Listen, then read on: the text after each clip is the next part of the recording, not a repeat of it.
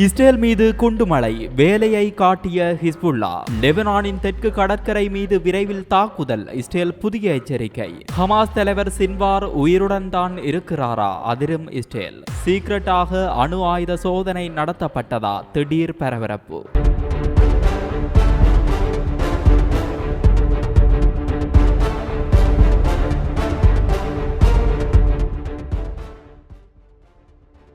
நேற்றிரவு இஸ்ரேல் மீது திடீரென ஹிஸ்புல்லா படை சரமாரியாக ஏவுகணைகளை வீசி தாக்குதல்களை நடத்தியுள்ளது. நேற்றிரவு இஸ்ரேலின் மூன்றாவது பெரிய நகரமான ஹைஃபா மீது ஹிஸ்புல்லா சரமாரியாக ராக்கெட்டுகளை வீசி தாக்குதல் நடத்தியதாக தகவல் வெளியாகியுள்ளது. அக்டோபர் 7 தாக்குதலின் முதலாம் ஆண்டு நினைவு அஞ்சலியை இஸ்ரேல் மக்கள் கடைபிடித்த நிலையில் அப்போது இந்த தாக்குதல் நடந்துள்ளது. ஏவுகணை தாக்குதல்களை முன்கூட்டியே அறிய இஸ்ரேல் சில பாதுகாப்பு அமைப்புகளை வைத்துள்ளது. அந்த சைரன் சத்தம் கேட்ட நிலையில் இஸ்ரேல் மக்கள் அலறி அடித்தபடி பாதுகாப்பான இடங்களில் தஞ்சம் புகுந்துள்ளனர். அதே நேரம் ஹிஸ்புல்லா இந்த தாக்குதலை நடத்தியது உண்மைதான் என்று இஸ்ரேல் பாதுகாப்பு படை தெரிவித்துள்ளது. இது தொடர்பாக இஸ்ரேல் பாதுகாப்பு படை கூறுகையில், மத்திய கிழக்கில் பல முனை போரை ஏற்படுத்த வேண்டும் என ஹிஸ்புல்லா நினைக்கிறது. நேற்றைய தினம் 1 மணி நேரத்திற்குள் மத்திய இஸ்ரேல் மீது சரமாரி தாக்குதலை நடத்தினர் என்று தெரிவித்தார். மொத்தம் 190 ஏவுகணைகள் இஸ்ரேலை தாக்கியதாகவும் தெரிவிக்கப்பட்டுள்ளது. இதில் குறைந்தது 12 பேர் காயமடைந்திருக்கலாம் என்று இஸ்ரேல் கூறியுள்ளது. இது ஒரு பக்கம் இருக்க,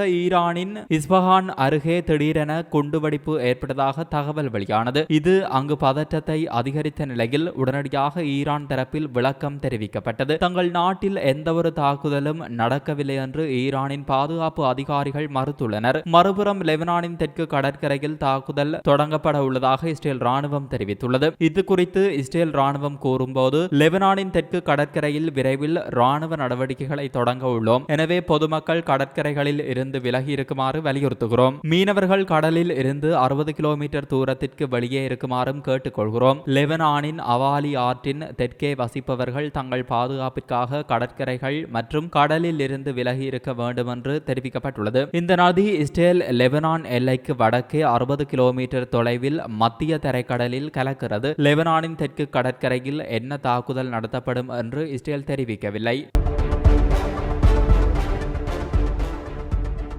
இதற்கிடையில் இஸ்ரேல் நடத்திய தாக்குதலில் ஹமாஸ் தலைவர் சின்வார் கொல்லப்பட்டதாகவே கூறப்பட்டது. இதற்கிடையே திடீர் திருப்பமாக இப்போது சின்வார் உயிருடன் இருப்பதாக தகவல் வெளியாகியுள்ளது. இது சர்வதேச அளவில் பெரும் பதற்றத்தை ஏற்படுத்தியுள்ளது. இஸ்ரேல் நடத்திய தாக்குதலில் ஹமாஸ் தலைவர் சின்வார் கொல்லப்பட்டதாக தகவல் வெளியாகியிருந்தது. இஸ்ரேல் ஹமாஸ் இடையேயான போரில் இது மிக முக்கிய திருப்பமாக பார்க்கப்பட்டது. ஹமாஸ் தலைவரே கொல்லப்பட்டால் போர் விரைவில் முடிவுக்கு வரும் என்றெல்லாம் சொன்னார்கள். இதற்கிடையே இப்போது திடீர் திருப்பமாக ஹமாஸ் தலைவர் சின்வார் உயிருடன் இருப்பதாக தகவல் வெளியாகியுள்ளது. அவர் கத்தார் அரசை ரகசியமாக தொடர்பு கொண்டு உதவிகளை கேட்டதாகவும் கூறப்படுகிறது. காசா நகரில் கடந்த சில நாட்களுக்கு முன்பு பலஸ்தீனியர்கள் தங்கிய பள்ளியை இஸ்ரேல் தாக்கியது. அந்த ராக்கெட் தாக்குதலில் சின்வார் கொல்லப்பட்டதாக கூறப்பட்ட நிலையில் இப்போது அதற்கு நேர்மாறான தகவல் வெளியாகியுள்ளது. அதே நேரம் சின்வார் நேரடி தொடர்பு கொண்டதாக வெளியாகும் தகவலில் உண்மை இல்லை என்று மூத்த கத்தார் தூதர் தெரிவித்துள்ளார். ஹமாஸின் மூத்த தலைவர்களில் ஒருவரான கலீல் அல் ஹயா என்பவரே தங்களை தொடர்பு கொண்டதாகவும் அவர் தெரிவித்தார்.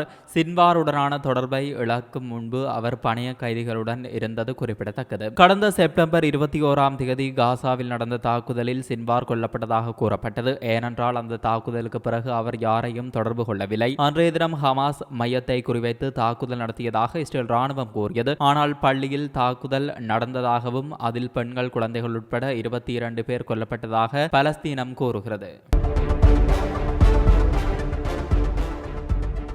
குறிப்பாக இஸ்ரேல் ஹமாஸ் இடையேயான போர் கடந்த ஓராண்டுக்கு மேல் தொடர்ந்து வருகிறது. இரு தரப்பிற்கும் இடையேயான தாக்குதல்கள் இப்போது தீவிரமடைந்துள்ளது. மத்திய கிழக்கில் கடந்த ஆண்டு ஏற்பட்ட பதற்றம் இன்னும் குறையவே இல்லை. சொல்லப்போனால் நாளுக்கு நாள் அதிகரித்தே வருகிறது என சொல்லலாம். ஏற்கனவே ஹமாஸ் மற்றும் ஹிஸ்புல்லா மீது இஸ்ரேல் தாக்குதலை நடத்தி வருகிறது. ஈரான் இதற்கு எதிர்ப்பு தெரிவித்து சிறிய அளவில் தாக்குதல் நடத்தினாலும் பெரிய அளவில் இதில் உள்ளே வரவில்லை. ஈரானும் நேரடியாக இதில் உள்ளே வந்து இஸ்ரேல் மீது தாக்குதலை ஆரம்பித்தால் அது நிச்சயம் 3ஆம் உலக போருக்கு வழிவகுக்கும். இதை உணர்ந்தே உலக நாடுகளின் தலைவர்கள் இரு தரப்பிற்கும் இடையே சமரசம் செய்யும் முயற்சியில் இறங்கியுள்ளனர்.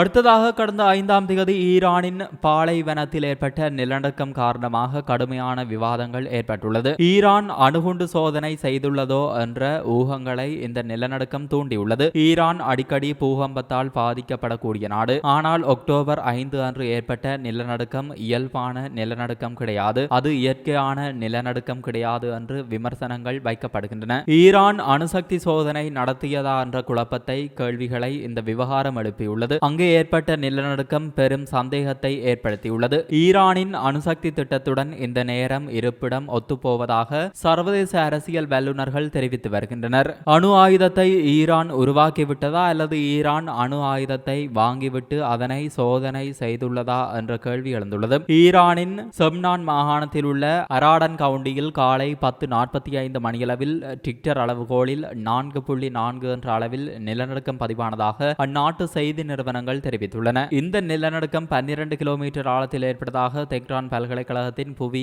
இயற்பியல் நிறுவனத்தை மேற்கோள் காட்டி அது கூறியது. இவைதான் சந்தேகத்தை ஏற்படுத்தியுள்ளது. அங்கே நில அதிர்வு ஏற்பட்ட காலை நேரம் மற்றும் இருப்பிடம் ஆகியவை அதிக சந்தேகத்தை ஏற்படுத்துகிறது. முன்னதாக ஈரான் நடத்திய வான்வழி தாக்குதலுக்கு உரிய பதிலடி கொடுக்க முடிவு செய்துள்ள இஸ்ரேல், தங்களின் தாக்குதலுக்கு பதிலடி கொடுத்தால் மோசமான வலுவான தாக்குதலை கொடுப்போம் என்று ஈரான் ஏற்கனவே எச்சரித்திருந்தது. இப்படிப்பட்ட நிலையில் தான் அதற்கு அஞ்சாமல் இஸ்ரேல் பதிலடி கொடுக்கும் முடிவை எடுத்துள்ளது. ஏற்கனவே ஈரான் லெபனான் இஸ்ரேல் போர் உச்சமடைந்துள்ளது. இது கண்டிப்பாக உலக போராக மாறும் அபாயம் உள்ளது. முக்கியமாக இந்த போர் நடக்கும் பட்சத்தில் அது அணு ஆயுத போராக நடக்கும் அபாயம் உள்ளது. இஸ்ரேலின் பதிலடி தாக்குதல் காரணமாக நிலைமை இன்னும் மோசமாகலாம் என்று எதிர்பார்க்கப்படுகிறது. இரண்டு நாட்டு மோதல் பெரிய போராக வெடிக்கும் அபாயம் ஏற்பட்டுள்ளது. ஈரான் இஸ்ரேல் மீது ஏவுகணை தாக்குதல் நடத்திய நிலையில் இதற்கு பதிலடியாக ஈரானின் அணு உலைகள் மீது இஸ்ரேல் தாக்குதல் நடத்த வாய்ப்புள்ளதாக கூறப்படுகிறது. விரைவில் இஸ்ரேல் பதிலடி கொடுக்கும் வாய்ப்புள்ளது. இந்த தாக்குதலுக்கு இடையில் தான் தங்களின் அணு ஆயுத கொள்கையை